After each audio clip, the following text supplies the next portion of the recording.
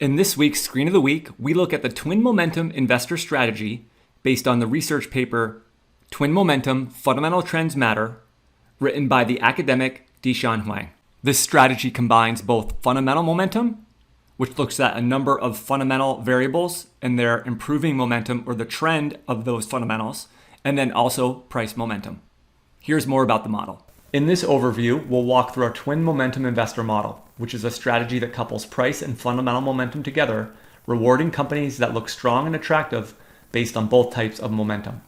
The key investing insight here is that buying stocks with strong price momentum shows robustness over time, and so does buying stocks with improving fundamentals. But combining both strong price performance and improvements in the underlying fundamentals, something called twin momentum, works even better. At a high level, the model seeks out stocks exhibiting strong price performance relative to other stocks in the market. It combines that by looking at a series of accounting, profitability, and quality-like metrics to uncover fundamental momentum. The source and the evidence behind the approach, this model was extracted from the academic research paper Twin Momentum Fundamental Trends Matter, which was published by Dashan Huang and his colleagues. In the paper, they outlined and tested the twin momentum approach by buying the best stocks and shorting the worst. From 1975 to 2015, this long-short backtest showed over double the monthly return versus buying and selling the best and worst momentum stocks or the best and worst fundamental momentum stocks only. The investment thesis for investors is this: the combination of the improvement in fundamentals along with relative price strength presents investors with a way to harness the momentum premium and have it be more than just based on positive stock price performance, since fundamentals are also being considered in the strategy. Now let's look at what goes into the model. The first part is to look at the 7 key fundamental factors. If the trend is up and improving across most of these metrics, which again are based on quality, profitability measures, then that's a positive.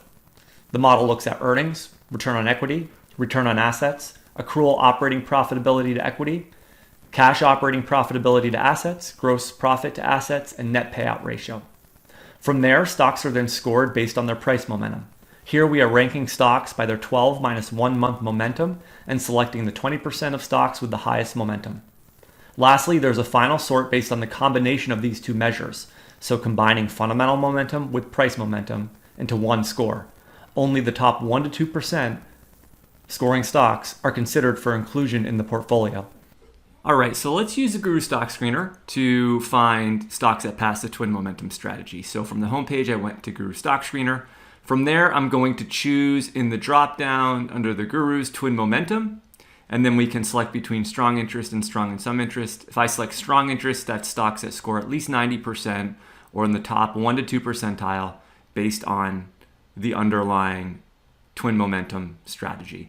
So there's a lot of stocks on this list, too many to deal with. So we're going to do some added filters here. Let's first add in a market cap filter. So let's look for stocks that have at least a $10 billion market cap. That'll keep us squarely in the mid and large cap space.